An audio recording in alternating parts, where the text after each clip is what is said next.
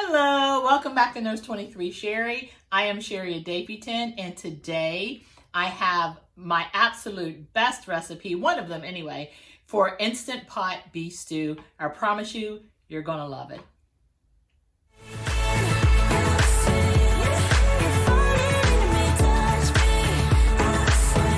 It is so easy, it is so wholesome and so nutritious, made with organic vegetables, made with grass-fed beef, and it's also something that you can meal prep. You can cut ahead of time if you have teenage kids, get them to prep your vegetables maybe earlier in the day. By the time you get home, you can throw this on. You can also freeze this and refrigerate it. So let's get to it. So the first thing I want to show you, I don't have this out and ready, but I wanted to introduce you to grass-fed beef. If you don't already know where grass-fed beef is, this is, and I hope I don't mess up their name. I want to say Verde, maybe it's 100% grass-fed beef, organic beef stew meat. No antibiotics or added growth hormones. This right here is the best of the best, as you can see, organic beef stew meat. This I got on Amazon. You can find them on Instagram. You can also find them on Facebook. It is verdefarms.com. This meat takes me back to my childhood. When I first got introduced to grass-fed meat, not even realizing that it's actually the meat that I grew up eating, that it's nothing special to me. But the first thing that I noticed was the same flavor that I remember how beef would taste growing up. This is how this would taste. So real quick here, I'm going to go over the other ingredients. Okay, so we're going to start off with 2 tablespoons of the extra virgin olive oil, and we are going to brown our grass-fed beef stew meat by Verde. Then after that has browned for 3 to 5 minutes, we are going to go in with our organic beef stock, and then we are going to add everything that you see here. 5 red potatoes cut up in quarters, about an inch cubed, and maybe about an inch sized pieces. We have 1 medium yellow onion. We have 5 stalks, and this is the hearts of the celery stalk, so 5 of those. And we have 5 carrots. We have one of these, the 6-ounce tomato paste here. We have 1 teaspoon of oregano, 1 teaspoon of thyme. We have 1/2 teaspoon of crushed black pepper, 1.5 teaspoon of salt, and we have 3 cloves of garlic, which are minced here. And the last ingredient that will go in at the end when all is said and done is your organic sweet peas, and you'll put a cup of that in there. Okay, let's get started. Let's get the pot on. Okay, so we're gonna put 2 tablespoons of extra virgin olive oil into the pot. We're gonna let that get hot and set it on saute. And we're gonna brown 2 pounds of the beef stew beef. And if you can't find the meat for a beef stew that's already cut up like this, you can get a nice cut, like a nice chuck roast, or you can get a nice round roast and cut it up yourself, and it'll be just fine. It'll still come out nice and tender. This Instant Pot is amazing at making all kind of meats nice and tender. But if you go off a chuck roast or a round roast, you'll do just fine. I get a little lazy and get the pre-cut version, but you can trust me, with this Instant Pot and the high pressure cooking, the way that it does, it is amazing at tenderizing meat. So we're going to go ahead and let this brown for 3 to 5 minutes. So as you can see, we have this set on saute, which will bring it to a nice temperature. We'll heat up the oil so that the meat can brown. Okay, so it's getting pretty brown enough. You just want it to start browning, and I think that's enough. So we're going to go ahead and hit cancel on here. And then I have right here, I have 3 cups of the beef broth, organic, and I'm gonna add that to the pot. So that's going to leave you about a cup left that was in the container that it came in, and I'll show you what we're going to do with that later. So right now, what you want to do is take your spoon and like scrape the bottom, because you want to make sure that nothing is stuck, and this is the perfect opportunity to get that done. Okay, on to the next step. Okay, so at this point the pot is off, and you want to go ahead and add everything that you have. I always put my seasonings in first, so I'm going to put the thyme in, I'm gonna put the oregano in. I'm gonna put the pepper, the salt. I'm gonna need my spoon over here to get all of this garlic out. And I'm gonna give that a stir in there with just the meat. And next I am going to put in my tomato paste. And again, my thumb keeps going in it. But I put this in to give it a chance to dissolve a little bit before I add the vegetables. And just mix that in as best you can. Just kind of break it up a little bit as we go along. You hear my pot going around. Starting to resemble a little bit of the final product. Okay, so next I am going, and this doesn't have to go in any particular order. It's just the order that I choose to go in.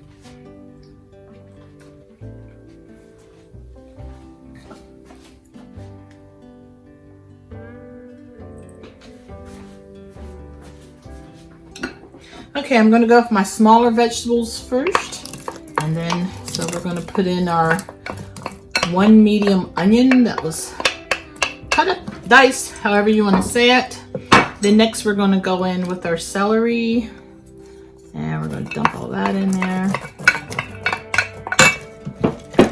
Can you see all this goodness, all this country goodness? Thank God I grew up in West Virginia where people know how to cook. Of course, people down south are really good cooks. I mean, well, there's good cooks all over. I shouldn't say that. Let's just say I just feel lucky to have grown up in the country where we use good, wholesome products. This is what you call whole foods eating. Nothing processed going in here. Potatoes going in. Be careful not to plop them around. There we go. Maybe I would have done better with that spoon. Just use my hands. They're good and clean. Okay, so we have everything in there. Let's give it a stir. That's looking good already and it's not even cooked. Ooh, viewers here to smell the smells. Okay, so at this point we're going to seal it up. We're going to make sure that we seal the steam in. Okay, so we're ready to get started. We have the lid on, so you want to make sure that it is turned all the way to the sealed position. You want to make sure that this is on, sealed, not venting, but sealed. And then you want to come down here and we are going to hit pressure cook. And we are going to put this on 30 minutes. Keep going, keep going, keep going. Okay, and then that's all you have to do. It's set, it's ready to go. It will be heating up and steaming up at a seal, and then we'll come back in 30 minutes. There it goes. It's starting to, with high pressure. Okay, so we're still waiting for it to seal. As you can see, the button hasn't popped up yet. So it's still building up the pressure inside, which should be any minute now, I would think. There's already steam rising. Can you see the steam rising? I don't know if you can tell or not. I can see it.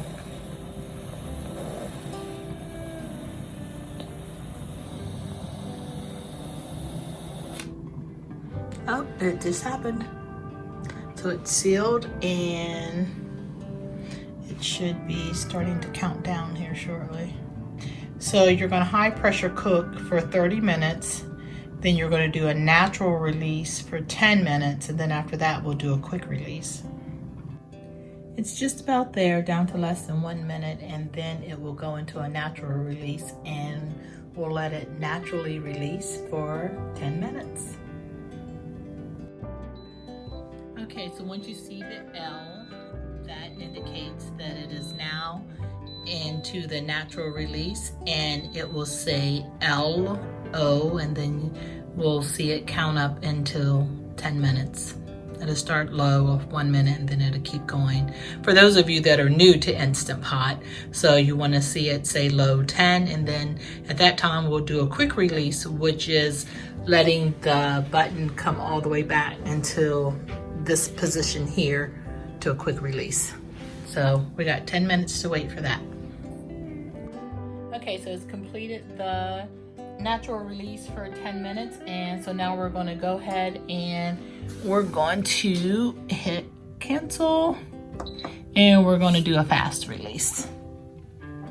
Okay, so for the quick release, this button has to come back here. This is for all my newbies that haven't worked with Instant Pot before, but I always take a towel and I cover that up so that it doesn't spurt everywhere. And want to be careful, make sure there's no kids or no pets around. So we'll put that under there. I'll take my spoon, never do it with your hand. Take my spoon and I'm going to knock the button back this way. So I won't be able to keep filming. Well, let's just see how we can do this. Okay. And quick release it is. And that way it stops it from spattering everywhere. Okay, it should be kind of safe to kind of ease the towel back. As you can see, it's not spattering anywhere. We're going to lay this towel. Don't want to reach across the seam. Lay the towel over here to lay the lid on. It's going to be pretty hot. So as soon as the button drops down, the lid will unlock and we can take the lid off and add our finishing touches. Okay, so the button has dropped down. The quick release is over and now it is safe to take the lid off, but you still want to be careful because this is very, very hot. So now you'll get your first peek and you just turn it to the left. And you'll hear that little sound. And we're going to lift it up. We're going to place it over here on this towel. Just be careful that steam doesn't get you. Look at that. Look at that.